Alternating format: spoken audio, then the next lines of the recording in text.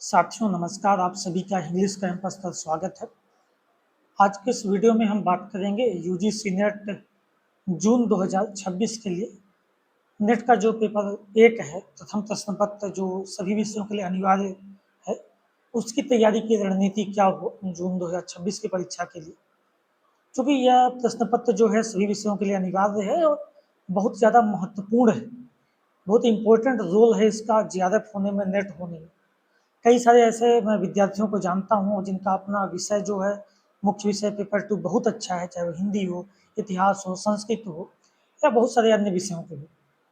उनका अपना पेपर 2 बहुत अच्छा है, लेकिन वो पेपर 1 की वजह से जेआरएफ नहीं कर पा रहे हैं या कई सारे विद्यार्थी नेट भी नहीं कर पाते क्योंकि उनका पेपर 1 के 15 क्वेश्चन, 16 क्वेश्चन ही सही हो पा रहा है। और जब तक आप पेपर 1 में मुझे लगता है कि 30 प्लस क्वेश्चन कम से कम नहीं करेंगे, तो जेआरएफ तो किसी तरह से नहीं हो सकता है आपका। 30 प्लस, 35 प्लस, 40 प्लस आप जब कर लेंगे, तो आपके लिए ज़्यादा आसान हो जाएगा, ठीक है। इनका पेपर 2 थोड़ा कमज़ोर भी है, अगर 40 प्रश्न सही कर पा रहे हैं पेपर 1 में, तो उनके लिए ज़्यादा बहुत आसान है, ठीक। 110 के आसपास कट ऑफ बहुत सारे विषयों की जा रही है, तो आप पेपर 2 में कितना करेंगे? बहुत करेंगे, अपना विषय 70 करेंगे, 75 करेंगे, 80 कर ले जाएंगे। 80 भी करेंगे तो भी आपको 30-35 प्रश्न तो जरूरत पड़ेगी, और अपने विषय में भी 80 करना बड़ी बात हो जाती है। 70-75 पहुँचने में हालत ख़राब है अपने विषय में भी। तो आपको पेपर 1 तो अपना अच्छा करना ही होगा, उसमें बेहतर प्रदर्शन करना होगा, तभी आप पेपर 2 में अच्छा करके और ज़्यादा क्वालीफाई कर पाएंगे, ठीक है। तो आप गंभीरता से पेपर 1 को लीजिए, इसमें विशेष ध्यान दीजिए तैयारी में। अधिकांशतः बच्चे पेपर 1 अंतिम समय में पढ़ते हैं और फिर उसमें प्रश्न ज़्यादा सही नहीं हो पाते, और इस वजह से उनका ज़्यादा रुक जाना, ठीक है। तो जून 2026 का जो भी आपका विषय है, उसमें पेपर 1 पे आप विशेष ध्यान देना है। उसको ध्यान कैसे देना है, क्या स्ट्रेटजी हो, उस पर भी हम बात करेंगे। सबसे पहले तो आप उसको सिलेबस अच्छे से देख लीजिए। कई सारे विद्यार्थी क्या करते हैं कि पाठ्यक्रम ही ढंग से नहीं देखते हैं कि है क्या। तो आपको पेपर 1 का पाठ्यक्रम आपको ढंग से देखना है पहले। आपकी 10 यूनिट अलग अलग बटी हुई हैं और 50 क्वेश्चन आपके आते हैं। आप उसके बाद पेपर उठा के जब देखेंगे अपना प्रीवियस ईयर, तो आप देख पाएंगे कि लगभग सारी यूनिट से प्रश्न आपके बनते हैं। कोई भी ऐसे यूनिट नहीं जिससे प्रश्न ना बनते हों। 4 से 5 प्रश्न, 6 प्रश्नों तक, लगभग 4 से 6 औसत मान के चलिए सभी यूनिट से प्रश्न आपके बनते ही बनते हैं। तो आपको सारी यूनिट पढ़नी है, सारी यूनिट पर ध्यान देना है, ठीक है। आप PYQ उठा के देखेंगे सिलेबस देखने के बाद, कौन कौन से इंपॉर्टेंट टॉपिक्स हैं जिनसे बार बार प्रश्न पूछे जा रहे हैं। जैसे दिसंबर 2025 के पेपर देखेंगे, अब पेपर 1 के जितने सेट बन रहे हैं, जितने विषय हैं, सबके साथ एक पेपर लगा हुआ है। तो आप नहीं कुछ तो 10-15 पेपर तो पेपर 1 के देख ही जाइए। उसमें देख लीजिए क्या क्या प्रश्न पूछे जा रहे हैं, हर यूनिट से कौन से इंपॉर्टेंट टॉपिक है। आप जब देखना शुरू करेंगे तो आपको पता चल जाएगा कि टीचिंग से कौन सा टॉपिक बार बार पूछा जा रहा है, रिसर्च से कौन से टॉपिक बार बार पूछे गए, या मैथ्स में, रीजनिंग में, DI में कौन से टॉपिक जो है हर पेपर के साथ आ रहे हैं। तो वो एक टॉपिक आपके लिए महत्वपूर्ण हो जाएंगे। आपको पेपर देखते समय नोट डाउन भी करना है। PYQ देखते समय आप डायरी उठाइए, हर यूनिट से नोट कर लीजिए किस यूनिट से किस इंपॉर्टेंट टॉपिक से ज़्यादा प्रश्न पूछे जा रहे हैं। जैसे DI है, DI बहुत सारे बच्चों को कठिन लगता है। मतलब अधिकांशतः बच्चों से बात करें जो ह्यूमैनिटीज के हैं, चाहे इतिहास के हो, चाहे राजनीति के हो, चाहे हिंदी के हो, चाहे संस्कृत के हो, उनको DI और मैथ से बहुत डर होता है, वो DI मैथ कर नहीं पाते हैं। इस वजह से पेपर 1 कमजोर होता है। जबकि DI आप पेपर उठा के देखें, मुश्किल से 4 या 5 टाइप ही हैं आपके DI में। आपको औसत, प्रतिशत, जोड़, घटाना, गुणा, भाग आता है तो आप DI कर ले जाएंगे।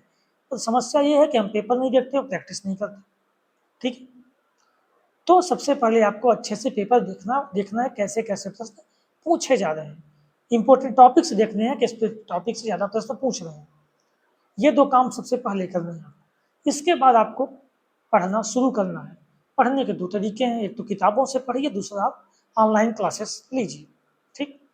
किताबें पेपर 1 की बहुत अच्छी मार्केट में उपलब्ध अभी तक नहीं है। अंग्रेजी में थोड़ा बहुत ठीक मिल भी सकती हैं। हिंदी मीडियम के लिए और ज़्यादा दिक्कत है।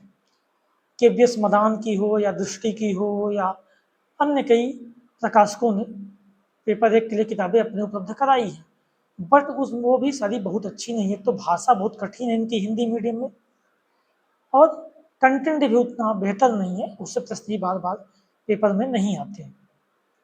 लेकिन फिर भी आप सहायता के लिए पुस्तकें देख सकते हैं। KVS नवदान की पुस्तक इन सब में सबसे अच्छी है। दृष्टि वाली नटजारा वाली पुस्तक भी अच्छी है, ठीक ठाक है, तो उसको आप देख सकते हैं, उससे सहायता ले सकते हैं, कुछ चीज़ें समझ सकते हैं। तो जैसे ICT वगैरह उससे पढ़ सकते हैं, या टीचिंग रिसर्च का थोड़ा सा उससे देख सकते हैं, कंप्रीहेंशन सॉल्व कर सकते हैं। हायर एजुकेशन टॉपिक है उसको पढ़ सकते हैं, उसमें संस्थाओं की स्थापना कब हुई, उनका फुल फॉर्म वगैरह, जैसे NCERT हो गई, या UGC हो गया, या AICTC हो गई, ये कुछ किसी का भी फुल फॉर्म वगैरह उसमें पूछता रहता है, तो वो चीज़ें आप किताबों से पढ़ सकते हैं। किताबों से आप NEP 2020 की बातें पढ़ सकते हैं, या पुरानी संस्थाएं भारत में जो कार्यरत रही हैं, जितने अधिनियम आए हैं उच्च शिक्षा को लेकर, वो चीज़ें आप हायर एजुकेशन में ये किताब से पढ़ सकते हैं। कंप्यूटर तो आप पढ़ ही सकते हैं, हमने बात की ही।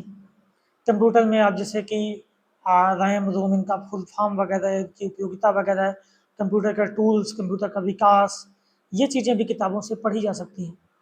इसके साथ ही जैसे वैश्विक सम्मेलन वगैरह पर्यावरण को लेकर क्या हुए हैं, ये भी आप किताबों से ही पढ़ सकते हैं, कि इस जगह से भी क्लासेस करके पढ़ सकते हैं, ये भी आपको अक्सर पूछे जाते रहे। ठीक है, ठीक है, तो मैथ रीजनिंग के भी सवाल उससे देख सकते हैं, तो मतलब हेल्पफुल है, बट सफिशियंट किताब नहीं है। ठीक, दूसरा सोर्स होता है हमारे पास यूट्यूब से क्लासेस करना, ऑनलाइन क्लासेस करना। तो किसी का बैच लेना, ऐसा तो मैं बहुत सुझाव नहीं देता हूँ, बैच किसी के लेना बहुत ज़रूरी भी नहीं है, क्योंकि कोई भी बैच लेंगे तो एक ही टीचर पूरा 10 यूनिट पढ़ाता है, और 10 यूनिट पर किसी टीचर की कमांड है नहीं। उससे बेहतर क्या होता है कि आप यूट्यूब पर फ्री क्लासेस जो अवेलेबल हैं अलग अलग एजुकेटर्स की, वो लें, तो कोशिश करें कि आप टॉपिक वाइज पढ़ने की प्रयास करें, यूनिट वाइज नहीं। आप इम्पोर्टेंट टॉपिक पहले ही फिल्टर कर लेंगे पेपर देख के, तो फिर आप उन इम्पोर्टेंट टॉपिक्स को सर्च करके जिस भी टीचर की आपकी क्लासेस अच्छी लग जाएँ, उस टॉपिक पर 2-4 क्लासेस उसकी देख लीजिए और टॉपिक आप अपना क्लियर कर लीजिए। ठीक है, आपको मान लीजिए टीचिंग पे है, टीचिंग के जितने भी टूल्स हैं उन पे जाके आप वह क्लासेस देख लीजिए यूट्यूब पे, उससे कर लीजिए। रिसर्च के रिसर्च डिजाइन वगैरह हैं तो उन पे आप क्लासेस कर लीजिए। DI है या मैथ्स हैं, तो उन पे जिन भी टीचर की आपको क्लासेस अच्छी लगे, बहुत सारे एजुकेटर्स हैं, किसी का नाम लेना बहुत ज़रूरी नहीं है। ठीक है, आपको हज़ारों टीचर मिल जाएंगे, उसमें से 10-20 टीचर बहुत अच्छे पढ़ा रहे हैं, जिसपे की भी आपको वाइब मैच हो, जिसकी भी आपको समझ में आए। सारे टीचर्स अपने हिसाब से अच्छा पढ़ाने का प्रयास करते हैं।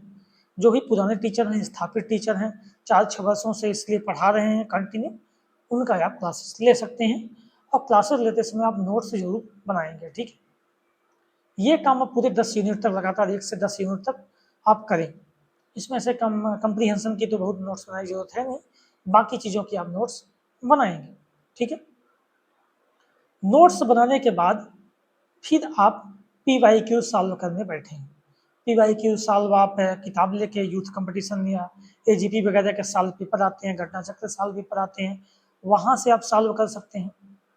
या तो आप ऑनलाइन भी NTA के वेबसाइट से पेपर निकाल लें, उससे सॉल्व कर लें, या टेक्स्ट बुक वगैरह के सब्सक्रिप्शन ले सकते हैं, वहाँ से भी आप पेपर सॉल्व कर सकते हैं। ठीक है, आप पेपर सॉल्व करेंगे, आप पेपर वाइज 50 क्वेश्चन सॉल्व करने बैठेंगे, और देखेंगे कितने प्रश्न आपसे बन रहे हैं और कितने प्रश्न आपसे नहीं बन रहे हैं। जो प्रश्न आपसे बन रहे हैं उनके भी आप अन्य विकल्प देखेंगे।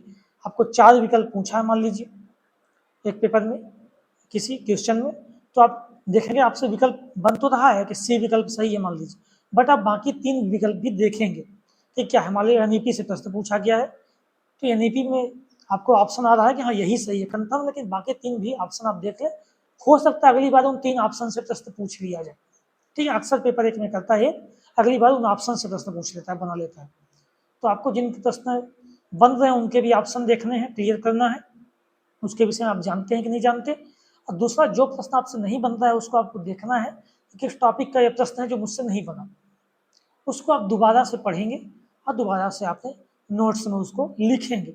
ठीक है, तो ये चीज़ें आप लगातार करेंगे, और जितना टाइम हमारे पास 2.5 महीने का लगभग समय है, इसमें आप अगर पढ़ने के बाद लगभग 30-35 पेपर अगर आप सॉल्व कर लेते हैं, तो मान के चलिए आप अगर तैयारी बहुत बेहतर हो जाएगी, आप आसानी से 35 से ज़्यादा 40 के आसपास प्रश्न अपना सही कर लेंगे। ठीक है, इसमें 2-3 चीज़ें ध्यान देने की है। एक तो आपको क्लासेस करके पूरा सिलेबस कंप्लीट करना है। ठीक, जिस भी टीचर की बातें आपको सही लगती हैं, वाइब्स सही मैच हो रही हैं, आपको समझ में आ रहा है, उससे पढ़िए और नोट्स बनाइए। नोट्स बनाने के बाद आपको कोशिश करनी है कि आप वीकली उसको रिवीजन करें, ठीक है। वीकली नहीं तो कम से कम 10 दिन में आप रिवीजन पूरी नोट्स अपनी कर ही जाएं, क्योंकि अगर आप रिवीजन नहीं करते हैं तो पिछला चीज़ें भूल जाएंगे, पढ़ने का आपका कोई मतलब नहीं निकलेगा। इसलिए आपको रिवीजन पर विशेष ध्यान देना है। जो भी जितना आप नोट्स बना रहे हैं उसका रिवीजन करते रहें। मैथ्स, डीआई और रीजनिंग में कंप्रीहेंशन, इन 4 यूनिट के साथ आपको ध्यान देना है कि प्रैक्टिस रेगुलर इनकी करें। जब तक पेपर नहीं हो जाता है तब तक आप पढ़ने के बाद इनको प्रैक्टिस हमेशा करते रहेंगे, ठीक है। पीवाईक्यू प्रैक्टिस करेंगे, एमसीक्यू किताबों से प्रैक्टिस कर सकते हैं, टेक्स्ट बुक का सब्सक्रिप्शन लेंगे वहाँ से प्रैक्टिस करें, कहीं से भी करें, लेकिन इनके सवाल आप रेगुलर प्रैक्टिस करते रहें, ठीक है। ये चीज़ें आपको विशेष ध्यान देनी है। जितना ही टाइम है पेपर में, 2.5 महीने का लगभग समय है। अब रेगुलर आप 2-2.5 घंटे भी पेपर एक को देते हैं तो पर्याप्त टाइम है आपके लिए, ठीक। तो ये चीज़ें आपको विशेष तौर पर पेपर एक के लिए अब लग जाना है। पेपर एक में बिल्कुल भी ढिलाई नहीं करनी। अगर उसे हल्के में लेंगे तो फिर आपका ज़्यादा तो मान के चलिए कि बहुत ही मुश्किल है, नहीं हो पाएगा, ठीक है। पेपर एक पे विशेष ध्यान देना है और तैयारी, जैसा हमने बात की, आप क्लासेस करिए, नोट्स बनाइए, रिवीजन करिए और पीवाईक्यू सॉल्व करिए, यही आपका तरीका है। बाकी कुछ नहीं करना है आपको उसमें, ठीक है। कोई 4-6 किताबें नहीं पढ़नी है, बस उसमें आपको प्रैक्टिस बस ध्यान देनी है और रिवीजन पर विशेष ध्यान देना है। ये चीज़ें आप कर लेंगे तो आपका पेपर एक बेहतर तैयारी हो जाएगी और आपका ज़्यादा आसानी से हो पाएगा।